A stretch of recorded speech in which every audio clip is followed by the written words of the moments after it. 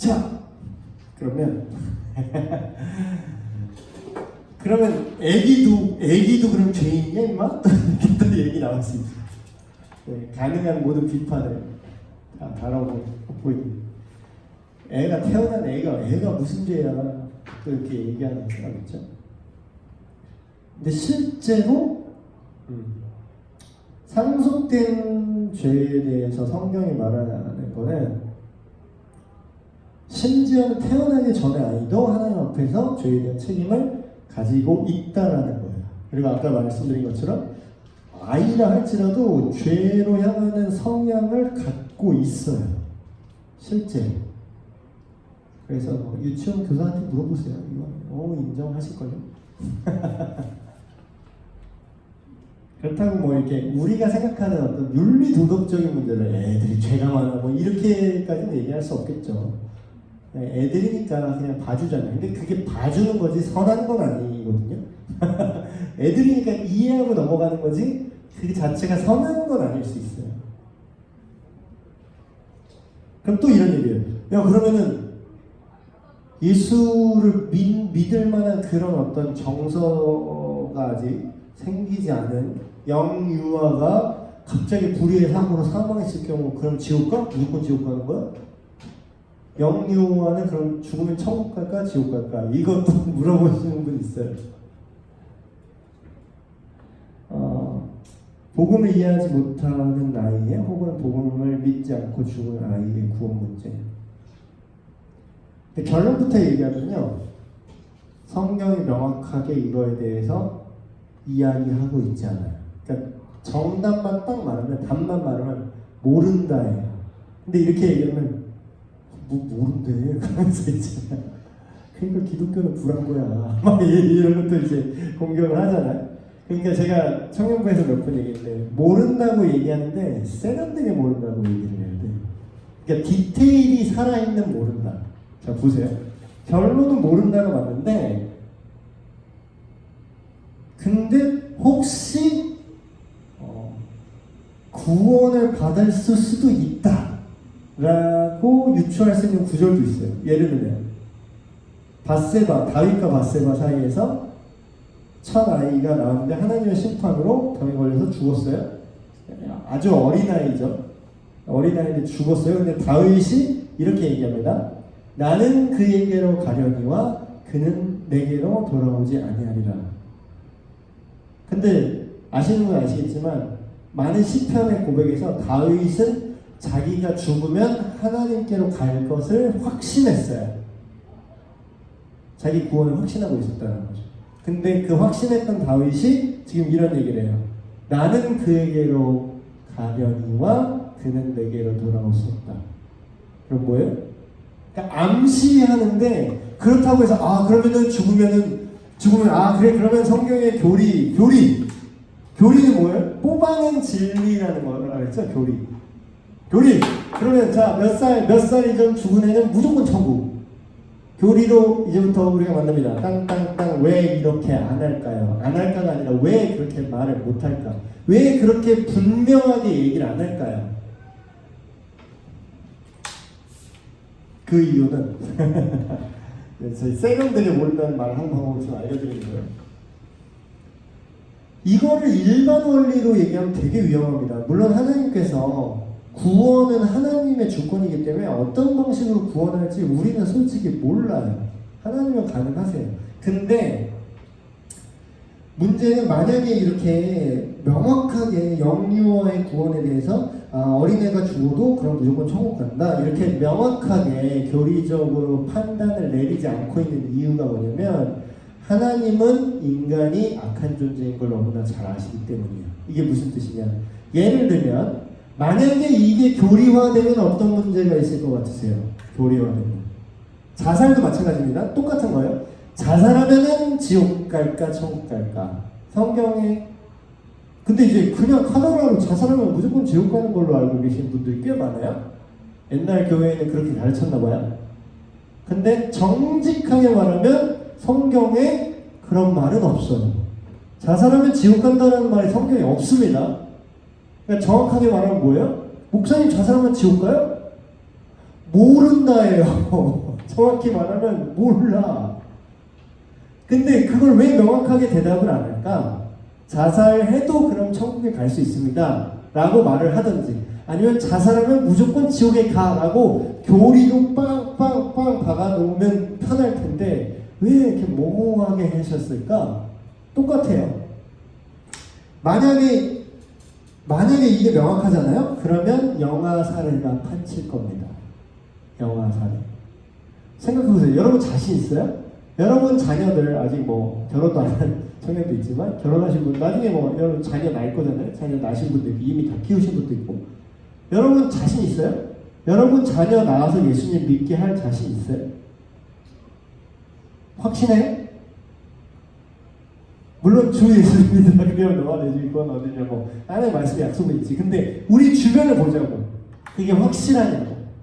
그러면 괜히 어설프게 애 낳아가지고 키우다가 얘 교회 그냥 깔짝 억지로 엄마 시키는 대로 그냥 복음을 얘기를 안 하고 교회만 데리고 오면 그런 일이 발생합니다. 제가 이런 얘기를 하는 거예요. 여러분이 아이를 낳아서 키우더라도 죄에 대해서 아이와 여러분이 직접적으로 이런 깊은 성경적인 이해를 여러분이 갖고 있고, 이런 여러분의 언어로 그 아이의 수준에 맞춰서 컨버팅을 해서 대화를 해야지 그 애가 예수님을 믿고 하나님을 알고 복음을 아는 거지, 교회에 그냥 던져놓잖아요?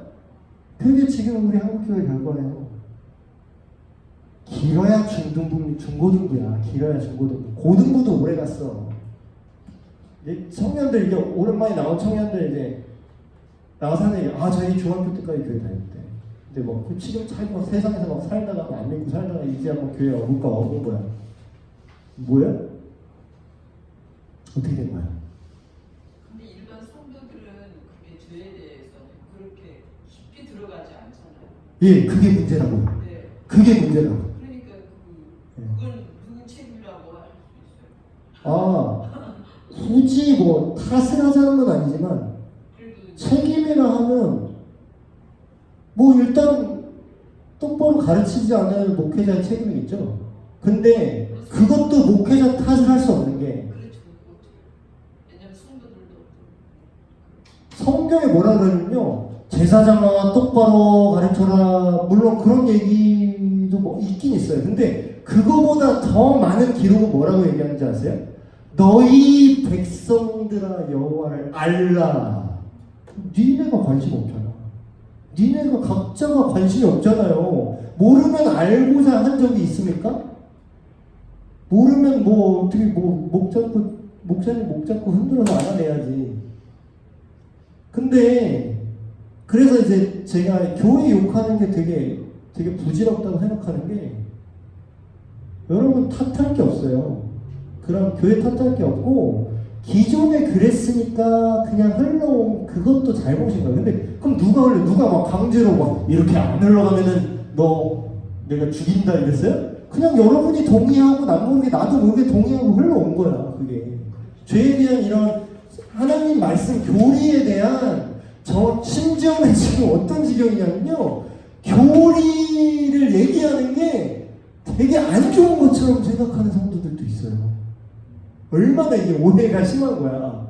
그러면 하나님 말씀이 중요하지, 그런 어떤 신학적인 교리나 그런 딱딱한 그런 거 다 바리새인 같은 거. 아니 네가 하나님 말씀 어떻게 알아? 아니 교리를 모르는데 하나님 말씀 어떻게 알아요? 하나님 말씀이라는 게 이 66권 다 하나님 말씀인데 그걸 자기가 어떻게 알 거야? 교리 없이 하나님의 말씀을 어떻게 알겠다는 거죠? 그러니까 가르치는 거예요. 근데 듣기 싫은 건 여러분 자유예요. 안 듣는 것도 여러분 자유지. 그러니까 이거를 지금 예전에 그랬다고 해서 그럼 앞으로도 그럴 것이냐? 안 돼. 지금 바꿔야 돼요. 지금이라도 바꿔야 돼. 근데 이제 제가 이런 얘기를, 물론 불편한 진실이죠, 이런 거를 연세 있는 분들한테는 거의 안 합니다. 왜냐하면 그분들은 지금 이걸 하면, 그리고 제가 그 관할도 아닌 분들은 이거는 좀 이렇게 제가 월권이에요. 그런 걸 얘기하는 거예요. 그거는 교구에서, 담임 목사님과 교구에서 하실 일이고, 저는 다음 세대 젊은이들에게, 그러니까 오히려 그걸 잘못된 그런 신앙관들을 뒤집기는 너무나 어려워요. 그럴 권한도 지금 저한테 사실 없고. 근데 오히려 젊은 세대나 다음 세대는 그런 잘못된 그런 게 적어요. 그래서 이런 올바른 이해, 그러니까 교회 데리고 오는 게 전도한 게 아니야. 복음을 목사님 보러 전하라는 게 아니라 니네가 전할 수 있어야 돼. 아니 어디 성경에 사도에게 데리고 와라 그렇게 써 있어요. 복음을 전하라고 써 있잖아. 사도에게 던져줘라 사도에게 토스해라 이렇게 써 있는 성경이 없어요. 복음을 네가 알고 네가 아는 하나님을, 네가 만난 하나님을 전하고 내가 너에게 분부한 모든 것, 신학생한테만 분부하지 않았어요. 목사한테만 분부하지 않았어요. 선교사한테만 분부한 적이 없어요. 믿는 모든 자에게 분부했어요. 근데 이거를 목사님 탓하면 안 되시지. 그러니까 우리 모두의 책임이고 우리의 모두 하나님 앞에, 우리가 하나님 앞에 모두가 설 텐데 각 개인이 하나님 앞에 서게 될 것이다 얘기하잖아요. 그래서 지금의 제가 제안은 이제 이게 누구 탓을 하는 건 사실 별 도움이 안 돼. 그냥 괜히 그럼 뭐 어쩌고 뭐 목사님 나한테 왜 그랬어요? 그럴 거예요? 그럼 그렇다고 뭐 문제가 해결돼? 그럼 그 뭐 지난 목사님 탓을 한다고 뭐 그럼 내 신앙이 지금 성장하나? 그건 진짜 사탄이 원하는 시나리오고, 그러면 그 성경의 반응, 회개의 반응 다 그거였어요. 이전 것을 그거를 막 잘못을 따지는 게 아니라 그럼 지금 상황이 있는데 그러면 우리가 어떻게 하겠습니까? 네. 그러면 우리가 어찌하오리까 주 예수를 믿으라. 예수님 믿는 과정을 지금 우리가 하는 거예요. 지금 이게 예수님을 믿는 디테일, 그렇죠? 뭔 얘기가 더 여기서죠? 어디까지 얘기했지? 영화 사례 얘기한다. 큰일 났네. 10분 남았는데 빨리 할게요. 그러니까 인간이 완악하기 때문에 그런 잘못된 교리를 성경에서 분명하게 하지 않은 이유가, 만약에 그걸 분명하게 얘기를 한다 그러면 이거 얘기하면서 했구나. 아니 생각해보니까 내 자식이 괜히 내가 어설프게 키웠다가 얘가 천국 못 갈 수도 있을 것 같아. 그리고 주변에 케이스를 많이 봤더니 실제로 그래. 막 고등학교 때까지 막 내가 교회 가라고 난리 쳐가지고 안 가면 연동 안 준다 그랬더니 얘가 막 갑자기 머리 커갖고 알바해가지고 웃기지 마. 교회 안 가고. 엄마 작작해. 그러면서 안 가. 교회. 그러니까 교회를 안 가는 게 문제가 아니라 예수를 안 믿는 게 문제예요. 예수를 안 믿으니까 걔가 교회를 안 가는 거야. 그런데 실패했어. 어쨌든 내가 실패했어. 그러면 이럴 바에 그냥 3살 때 죽여버리자. 주님께 맡깁니다. 하면서 자기 아브라함의 심정으로 이삭의 배를 가르는 심정으로. 그럴 사람이 없을 것 같으세요? 만약에 교리화된다면? 그런 사람 없을 것 같아요? 분명히 있습니다. 자살도 마찬가지예요. 어설프게 이 땅 죄 많은 세상 하나님 너무 힘들어요. 그 자살 기도라고 있어요. 진짜로 하는 사람도 있어요. 이게 교리가 없는데도 그런 기도를 하는 사람이 있어요. 그래서 자기가 병원 가면 나을 거 괜히 병원 안 가고 막 주님 만나면 좋지 뭐 천국 가면 좋지 하면서 삶을 내려놔. 그러면서 막 죽어. 그럼 힘들면 그냥 자살이 하나님의 뜻이에요? 자살하면 그냥 하나님 자살해도 지금 안 간대. 그러니까 우리가 언제 죽는지를 우리한테 우리의 미래를 분명하게 안 알려주는 것도 동일해요. 인간이 악하기 때문에. 그걸 악용할 수 있다. 그래서 하나님께 속한 부분이 있어요. 내가 언제 죽을지 난 몰라요. 의도적으로 하나님께서 모호하게 만드신 게 있어요. 그래야 우리가 하나님 앞에 겸손하고 겸비하여 진리를 향해서 나아갈 수 있기 때문에. 결론은 모른다는데 이렇게 얘기하면 적어도 설득력이 있죠.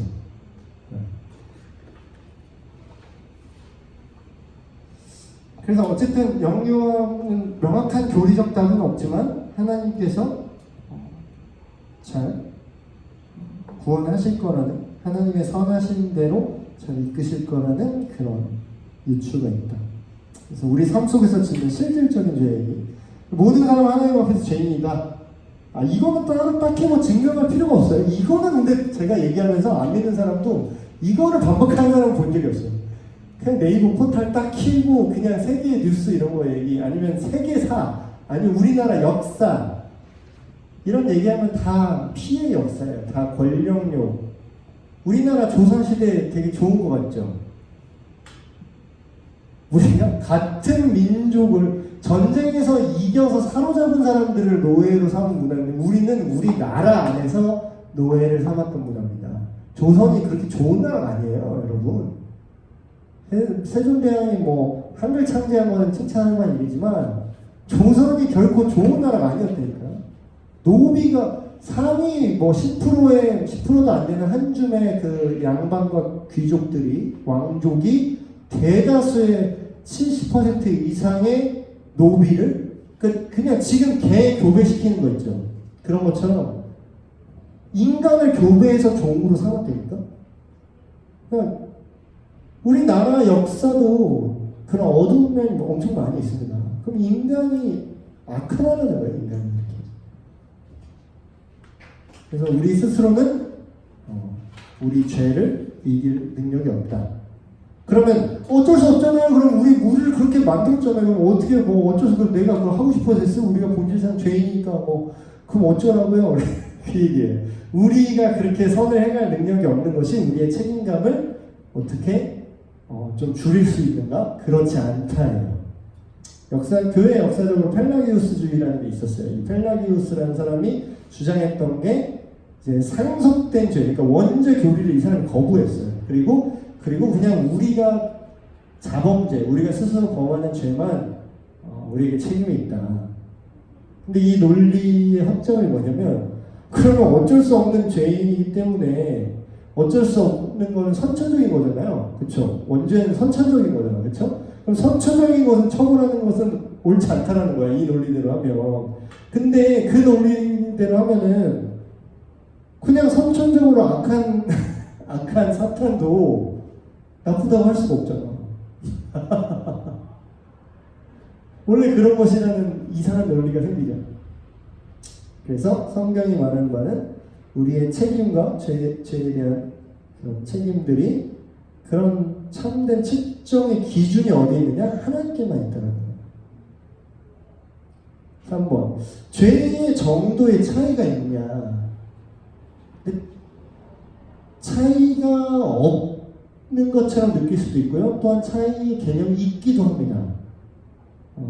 법적인 영역으로 들어가면요, 차이가 없어요. 예를 들면 제가 옛날에 고등부 수련회 때 하나님이 느끼시는 죄의 어떤 그런 개념, 이 논리를 왜 얘기했냐면, 난 이 정도 죄, 난 살인도 한 적 없으니까 그래도 내가 거짓말을 몇 번 하고 뭐 이렇게 좀 이렇게 살았지만 이 정도가 내가 굳이 지옥에 갈 정도는 아닌데? 이런 생각하는 분들 되게 많아요.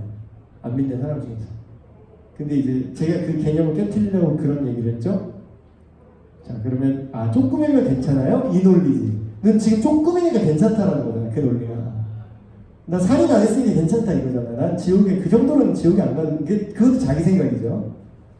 근데 그럼 제가 예를 들어 똥을 내가 손으로 조금 찍었어. 아주 조금 찍었어요. 여기 이만큼 묻혔어. 너무 조금이잖아. 에이, 조금인데 어때? 그냥 혀 내밀어봐. 조금인데 어때? 누가 너 똥덩어리 먹으라 했어? 조금인데. 그냥 조금이라고 이거 혀에 대고 싶어요, 똥을? 그럼 여기서 양이 문제가 아닌 거죠. 이 죄라는 그 본질 자체가 더러운 거기 때문에 법적으로 양이 적건 많던 그게 중요한 게 아니라 죄는 죄다 이거죠. 하나님이 죄를 인지하는 법적인 측면입니다.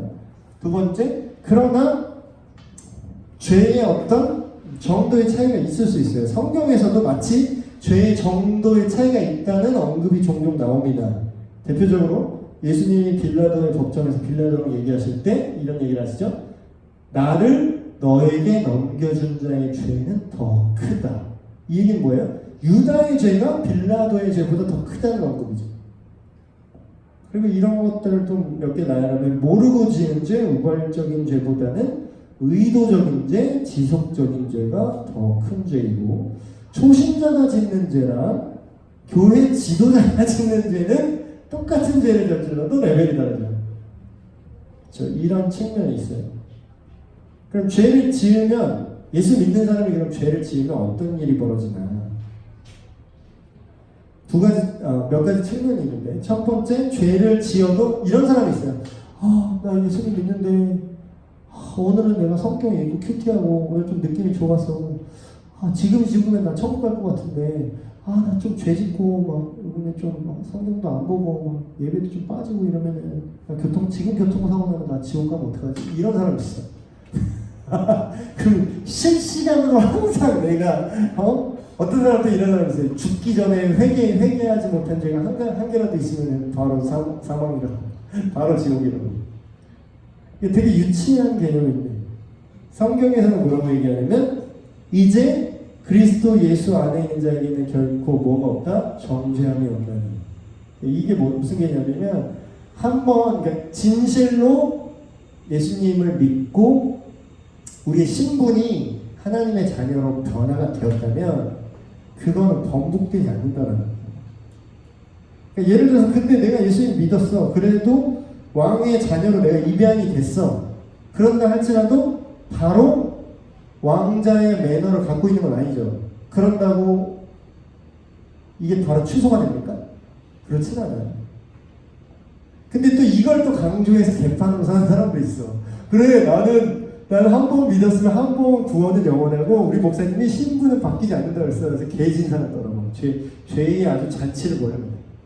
아주 의도적으로 죄를 즐겨. 그런 사람들은 C를 제가 먼저 땡겨서 얘기해요. 근데 그거는 불가능해요. 불가능하다고요. 그래서 많은 사람들이 이제 그런 거를 안 믿는 사람이 특히 이런 거 되게 걱정하죠. 야, 니네 예수 믿는다고 믿으면 용서받는다고 무슨 죄든지 다 용서받는다며. 예수 믿는다고 해놓고 막 그러니까 네 교회 목사들이 그렇게 성폭행하는구나. 네 예수를 믿어서 그렇게 해놓고 또 나중에 용서받을 것 같으니까 그렇게 돈을 헤쳐먹는구나 목사들이. 그렇게 장로들이 사기를 치는구나. 예수가 또 용서해주는 장땡이니까 그렇게 오해를 해요. 근데 실제로는 어떻게 하냐면, 너희가 하나님의 자녀라고 하면서, 하나님을 믿는다고 하면서 너희가 하나님의 말씀을 어기고 계속해서 의도적으로 죄를 짓는다면 너희 안에 하나님의 생명이 없다라고 사도 요한이 그렇게 말하고 있습니다. 죄를 짓는 자마다 죄의 노예고 그리고 하나님의 자녀라고 볼 수 없다, 이런 맥락이 나와요. 근데 그 얘기는 한 번 그리스도인이 그러면 죄 지으면 바로 하나님 자녀가 아니냐, 그게 아니라 의도적이고 반복적으로 짓는 죄를 자기가 계속 범한다면, 그러니까 정상적으로 정말 하나님의 자녀가 된 사람은 감히 그렇게 죄를 의도적으로 지을 수가 없다는 거예요. 그리고 실제로 우리가 예수를 믿는 사람이 죄를 짓습니다. 종종. 왜냐하면 두 마음이 싸우고 죄 실시간으로 싸움의 개념이지, 그냥 한 번에 얘가 예수님 믿었다고 그냥 바로 내가 성자가 되는 게 아니에요. 근데 그러다 보면은 죄를 이제 지으면 어떤 현상이 벌어지냐? 말씀에 있는 내용이 있습니다.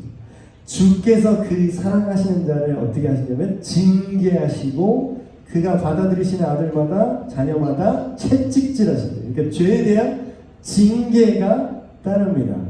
우리가 죄를 지어도 우리의 신분이 바뀌진 않으나 어떤 첫 번째 처벌은 뭐냐면, 가장 큰 처벌은 어떤 면에서 이런 거예요. 내가 예수님 믿는 진짜 그리스도인인데 내가 죄를 범했어요. 그래서 그럼 하나님이 내 사업 망하게 하시면 어떡하지? 이게 이런 거 걱정하거든요. 나 이번에 대학 떨어지면 어떡하지? 죄 지어서? 이건 되게 1차원적인 되게 유치한 고민이고, 그거보다 더 무서운 죄에 대한 페널티가 뭐냐면, 가장 큰 징계는 하나님이랑 사이가 멀어지는 거예요. 이게 어떤 개념이냐면요. 제 딸이 이제 말을 안 들어서 저한테 혼났어요. 예를 들어서 저한테 혼났어. 그러면 얘가 범한 죄 때문에 나와의 관계가 틀어져요. 그 순간에. 그러면 그 전에는 내가 무등 태우고 시아시아 하고 놀 거를 험악한 표정 짓고 서로 마음 상하고 그 기쁨을 그 순간에 누릴 수가 있어요, 없어요? 그 순간에 기쁨을 잃어버린 거예요. 그 하나님과의 거룩한 교제, 그 기쁨을 잃어버려요. 그리고 하나님의 능력도 쓸 수 없습니다. 그 순간에. 하나님으로 공급되는 리소스도 그 순간에 묶여요. 뭐 때문에? 죄 때문에. 똑같은 거죠. 뭐 내가 얘가 말을 안 들어서 얘가 나쁜 짓 해갖고 막 오빠 떼지하고 나를 예를 들어서 나한테 손찌검을 했어 우리 딸이. 그럼 그 순간에 근데 아빠 밥 줘. 그럼 내가 주겠어요? 그 상황에서? 넌 지금 나한테 밥 달라고 할 상황이 아니라 넌 지금 혼나야 될 상황인데? 근데 우리가 그렇게 기도를 한다는 거예요. 죄를 잔뜩 지어놓고 하나님 이거 문제 해결되게 해주세요. 아니 생각을 해보세요. 그냥 인간 대 인간이라고 생각해보세요. 그 사람한테 싸대기를 딱 때려놓고 나 밥 차려줘 하면은 그게 해주겠냐고. 그러니까 기도할 때 뭐부터 하라고 그래요? 회개부터 하는 거죠. 그러니까 관계 설정을 똑바로 먼저 하고 시작을 하라는 거죠. 하나님이 손이 짧아서 너를 구원하지 못하는 게 아니다. 하나님 귀가 안 들려서 너의 기도를 안 듣는 게 아니라 너의 죄 때문에 너와 하나님 사이의 그 죄가 그 얼굴을 가려서 너의 말을 하나님께서 듣지 않게 되었다. 그 죄 때문에. 예. 그러니까 우리가 신분을 안 바뀌어도 우리 삶에 능력이 있어요? 없어요? 없어요. 하나님과 단절됐어요. 뭔가 내가 말씀을 원하지 않고 내가 하나님 말씀을 그냥 주술적으로 성경만 읽으면 막 슈퍼내추럴 파워가 생긴다 막 괜히 막 영험해지고 막 예언하게 되고 이딴 소리가 아닙니다. 하나님의 말씀을 글씨를 읽는 게 중요한 게 아니라 의미를 이해하고 적용하는 게 중요한 거예요. 이 개념이 너무 약해. 한국 교회가 이 개념이 너무 약해. 근데 미국 교회는 우리가 막 미국 교회 타락했다 어쨌다 해도 이게 100년, 몇백 년 역사를 우리가 무시할 수 없어요. 이게 되게 탄탄해요. 생각하고 토론하고 하나님의 말씀에 대해서 되게 진지하게 적용하고 이런 게 있어요. 미국 사회는 아직도. 근데 우리나라는 아직 기독교 문화가 제대로 뿌리를 못 내렸다는 게 교회 중심 사고방식은 되게 유행처럼 번졌어요. 그래서 교회에 모이기를 힘쓰고 근데 그 부작용이 뭐예요? 교회에 목뒤만 왔고 담임 목사 말만 들었어. 자기 믿음이 없었어. 자기가 성경을 몰랐어. 담임 목사님이 하는 말만 네네 하고 아멘 하면 있었어. 그러니까 담임 목사님이 탁월하고 좋은 교회는 그거대로 문제야. 그 목사님 은퇴하면 그 교회가 무너집니다. 그리고 또 나쁜 교회는 나쁜 교회대로 문제야. 담임 목사가 타락하면 다 바보 돼. 이게 문제예요. 가르쳐 지키게. 그러니까 우리가 이게 지금 교리 이렇게 공부하는 게 되게 그냥 지루한데 뭐 배워볼까 그냥 아니면 학술적으로 그냥 그냥 남보다 뭐 좀 더 알아볼까 이런 차원이 아니라 이게 되게 중요한 문제입니다. 되게 중요한 문제. 마지막. 그럼 용서받지 못하는 죄가 뭐냐? 이런 게 있어요. 용서받지 못한 죄가 있습니다. 이렇게 성경에 이렇게 써있죠. 그러므로 내가 너에게 이르노니 이 사람에 대한 모든 죄와 심지어는 예수님에 대한 모독도 용서하시는 받는데 성령을 모독하는 것은 용서받지 못한다. 1번 일어나 모독. 2번 좀 다른 차원의 얘기죠.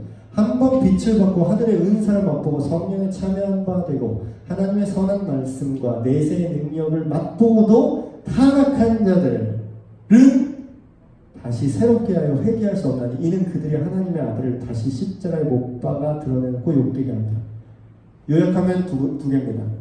첫 번째는 이게 오해하는 부분인데 이게 어떤 초자연적인 은사를 믿지 않으면 죄를 용서받지 못한다 이렇게 오해하시는 분들이 많아요. 근데 이 맥락을 앞뒤 맥락을 살펴보면 이 성령의 사역이 결국 뭐죠? 성령이 하시는 초자연적인 사역이 뭐죠? 기적을 일으키는 이유가 뭐예요? 성령의 능력으로 왜 병이 낫죠? 왜? 뭐 하려고? 예수가 그리스도이심을 믿게 하는 게 성령의 사역이죠. 그런 거예요. 근데 그 성령을 모독하고 거절한다는 건 뭐야? 쉽게 결론적으로 얘기하면 이거예요. 예수 그리스도가 구원자이심을 알게 하고 믿어지게 하는 성령의 사역을 의도적으로 거절하는 것. 그럼 뭐예요? 여기서는 그러니까 똑같은 거예요. 이 사람이 죄를 용서받지 못한다는 건 결국 뭐죠? 죄를 용서받으려면 어떤 유일한 방법이 있습니까? 예수 그리스도를 믿는 것만이 죄를 용서받는 유일한 길이죠. 근데 그거를 거절한다는 거야. 그렇게 하시는 성령의 사역을 거절한다는 거야. 그럼 결국 뭐예요? 용서받지 못하는 죄는 예수를 믿지 않는 죄라는 거예요. 그러니까 이건 용서를 받을 수가 없지. 예수님을 믿어야 용서를 받는데. 그쵸? 두 번째, 이게 뭐냐면 한번 맛보고도 타락했다. 이거는 쉽게 얘기하면 배교입니다. 배교. 이런 복음을 알았어. 내가 이 진리를 내가 이해했어. 이게 그런 거구나. 근데 한번 이렇게 다 맛보고 복음을 깊게 경험을 했음에도 불구하고 의도적으로 거기서 떠난 거. 실제로 이런 사람도 있습니다. 옛날에 제가 읽었던 책이 되게 베스트셀러였어요. 그 예스 데이팅, 노 데이팅으로 조슈아 해리스라는 미국 사람이 있었어요. 그 지금 벌써 한 10년 전인가 되게 베스트셀러였어요, 이게. 그래서 막 크리스찬 청년들이 어떻게 데이트를 하고 어떻게 데이트를 하면 어떻게 해야 되고 이러려면 데이트를 이런 데이트는 하면 안 된다. 이런 거를 되게 성경적으로 잘 쓴 베스트셀러 작가였어요. 근데 지금 얼마 전에 역시나 뉴스엔조이에서 기사를 하여튼간에 기독교 흠집 내는 거라면 무조건 찾아서 이제 하는 세상이 한데 나 되게 미워 거기가. 거기 진짜 안티크라이스트 신문사야 진짜. 거기서 그 조슈아 해리스의 근황을 얘기합니다. 그 사람은 기독교를 떠났습니다. 그래서 나는 이제 믿음에서 떠났다. 나는 그걸 더 이상 난 믿지 않는다. 나는 예수를 더 이상 믿지 않는다. 이렇게 막 고백한 그거를 지금 막 기사에 막 썼더라고. 그걸 기사에 쓴 건 뭐야? 이러니까 이게 다 불안한 뜻이야? 뭐야? 이게 믿음 다 부질없고 복음이 그 진리고 아니라는 뜻이야? 뭐야? 근데 실제로 그런 사람이 있어요. 저는 옛날에 그랬거든요. 순교할 때 너 예수 믿냐? 그때 배도를 많이 했잖아요. 근데 저는 어린 마음에 그런 생각을 했어요. 잔머리 굴렀어요. 그때만 그냥 뻥으로 그냥 안 믿을게요. 말만 그렇게 한 다음에 그냥 원래 믿으면 안 되나? 그렇게 생각을 했거든요. 근데 그게 그렇게 간단한 문제가 아니에요. 그게 내가 정말로 믿는데 입으로만 거짓말을 하는 건지 실제로 내가 그 죽음의 위협 앞에 내 믿음이 없어진 건지 그걸 내가 어떻게 확신할 수 있죠? 내가 그걸 어떻게 컨트롤할 수가 있지? 그 배도하면 어떻게 되는 거예요? 그 내 마음을 만약에 나는 그렇게 하려고 했는데 그래서 이제 배도를 했는데 생각해보니까 내가 진짜 안 믿는 거야. 만약에 정말로 믿는다면 내가 죽어도 다시 살리시는 영원한 하나님 나라, 그 나에게 폭력과 나에게 죽음으로 나를 위협했던 그 존재보다 하나님이 더 두려운 존재라는 걸 정말 내가 믿었다면 거기서 내가 노라고 말할 수 있었을까? 그게 두려운 거죠. 그래서 진짜 바보라서 멍청해서 내가 죽더라도 예수를 믿겠습니다 한 게 아니라요. 그 배도의 위험이 있어요. 실질적으로. 이게 되게 현실적인 얘기를 하네. 그렇죠? 그래서 용서받지 못하는 죄는 요약하면 극단적으로 마음이 완악해지는 과정이 포함되며 회개의 기회를 스스로 버리는 거예요. 그러니까 스스로 예수 그리스도를 버리면 용서받지 못하는 죄라는 거죠. 죄의 징계. 하나님이 죄를 반드시 징계하셔야 돼요. 하나님이 만약에 죄를 그냥 봐줘. 그러면 의로운 재판장이라고 할 수 없죠, 하나님이. 그래서 실제로 지금 죄에 대해서 막 얘기를 했어요, 지금까지. 근데 왜 이 얘기를 했냐면 너를 정죄하는 게 목적이 아니라 네가 이런 문제 안에 있다는 걸 알게 해줘. 넌 병이 걸렸어. 너는 이제 죽어. 너는 지금 시한부 인생이야. 너 안 걸렸어. 이걸 얘기를 해줘야 뭐 고치든지 말든지 할 거 아니에요, 그 사람이. 치료를 받으려고 생각이라도 들 거 아니에요, 그렇죠? 그래서 그래서 말씀을 이렇게 얘기합니다. 곧 이때에 자기의 의로우심을 나타내사 자기도 의로우시며 죄를 그대로 두고 볼 수 없고 처벌하셔야 되며 하나님의 의 또한 예수 믿는 자를 의롭다 하려 하심이라. 그래서 예수 그리스도께서 이 십자가 사건을 담당하셨다는 거죠. 그래서 십자가 사건은 인간이 죄인이라는 걸 보여줌과 동시에 하나님은 의로우시다는 걸 보여주는 거예요. 그러니까 죄의 개념을 정확히 이해하고 그 양상을 안 믿는 사람의 입장에서 이해될 수 있을 정도로 잘 전달할 줄 알아야 됩니다. 이게 복음 전도의 시작이에요. 이게 안 되면 얘 복음을 못 전해. 복음이 뭔데요? 뭐가 기쁜데? 뭐가 잘못됐는데 그거를 내가 해결하고 이렇게 좋은 이게 해결됐습니다. 이게 복음인데 이게 기쁜 소식인데 뭐가 잘못됐는지를 설명을 못하는 거야. 백날 교회 나가라 이렇게 얘기하면 물론 교회 나가서 그 사역자들이 그 사람들한테 이거를 설명하는 건 그거는 더 큰 문제지. 마치 이거는 프로가 전공자가 악보를 볼 줄 모른다는 거랑 똑같은 거야. 전공자가 복음을 설명을 못한다는 건 진짜 한심한 거예요. 하나님이 더 크게 때릴 거예요. 내가 복음 못 자는 것과 여러분이 복음 못 자는 거를 내가 더 많이 맞겠지, 하나님한테. 근데 그렇다고 해서 여러분이 안전해도 된다? 그게 아니라는 거죠. 목사 책임이다? 아니요. 여러분한테는 책임 물으실 거예요. 그리고 그건 여러분이 복음을 안전함으로 인해서 이루어지는 여러분 가정의 문제와 뭐 이런 것들은 다 여러분에게 그 자체가 이미 형벌이라는 거예요. 데미지가 오는 거니까. 그렇죠? 그래서 내용, 오늘 시간 좀 많이 가는데 내용 요약 질문 잘 이렇게 생각해 보시고 이런 대화를 해보세요. 그러니까 안 믿는 사람이랑 얘기하기 처음부터 얘기하면 부담스럽잖아요. 약간 무섭잖아요, 여러분들이. 그러니까 그 스파링을 뛰라는 거예요. 믿는 사람끼리 얘기해 보세요. 믿는 사람끼리 얘기해도 되게 생소할걸요? 여러분 구역이나 아니면 구역끼리 하기도 부담스럽다 그러면 좀 이렇게 신앙적인 얘기를 해도 거부감 없는 사람들 만나가지고 이런 주제, 이런 개인적 적용 질문 이런 거 던져보세요. 서로 대화를 해보세요.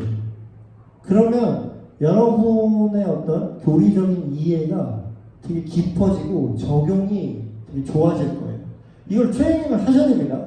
거저 막 백날 기도해보세요. 그 기도 응답이 이거라니까요. 하나님 믿음을 더해 주십시오. 믿음이 어떻게 생기는데? 강한 신앙을 갖게 해주세요. 강한 신앙이 이렇게 생긴다니까. 근데 이거 안 하고 입 벌리고 감 떨어지게 해주세요. 네가 감을 흔들던가 따든가 해야지. 그쵸? 죄송합니다. 시간이 너무 많이 지났는데 제가 기도하고 마칠게요. 하나님 아버지 감사합니다. 오늘 죄에 대한 교리를 함께 이야기를 했습니다. 우리의 안타까운 현실들, 충분히 이해되지 못하는 죄의 개념들, 충분히 이야기하지 못했던 이런 죄에 대한 깊은 측면들에 대해서 우리가 함께 나눴습니다. 하나님, 이제는 우리 스스로가 하나님을 아는 이 일에 스스로 겸비하여 준비되길 원합니다. 겸손한 마음으로 이전의 어떤 잘못과 누구의 탓을 하는 것이 아니라 나에게 성경 한 권이 주어져 있고 하나님께서 나에게 성경 읽을 수 있는 한글을 읽을 수 있는 이 이성과 능력을 주셨고 성경을 읽어도 잡아가지 않는 이 귀한 환경 중에 우리를 두셨습니다. 더 이상 남에게 핑계를 댈 수 없고 남 탓을 할 수 없고 나와 하나님과의 관계 속에서 배우고 알게 하시기를 원합니다. 날마다 주님을 배우고 알기를 하나님 말씀을 깊게 아는 그 일에 나의 시간과 나의 열정을 쏟게 하여 주시옵소서. 모든 말씀 우리 주 예수 그리스도의 이름으로 기도하옵나이다. 아멘. 네, 마쳤습니다.